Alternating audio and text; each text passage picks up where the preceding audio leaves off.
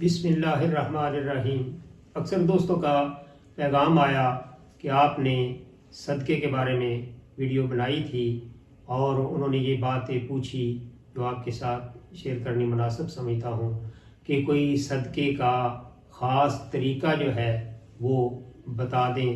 तो उन्होंने बीमारों के सदक़े के बारे में पूछा था कि जो बीमार हैं, कई किस्म की बीमारियां उन्हें लाहक हो जाती हैं और इलाज मुआवजा का कराया जाता है, उनके लिए कुछ सदका बता दें।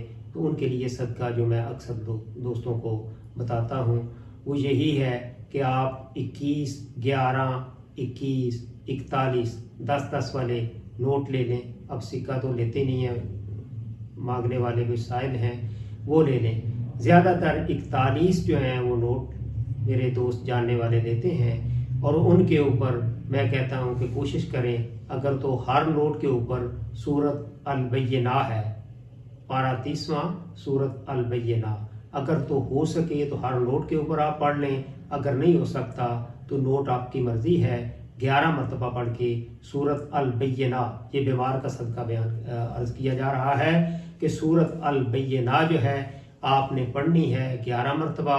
उन नोटों के ऊपर 11 फूके मार दें। जो मरीज़ है उसका हाथ लगा के मुस्तहक लोगों को दे दें। इंशाअल्लाह ताला अज़ीज़ इस सदक़े से उनकी जो सख्ती है वो माफ़ हो जाएगी।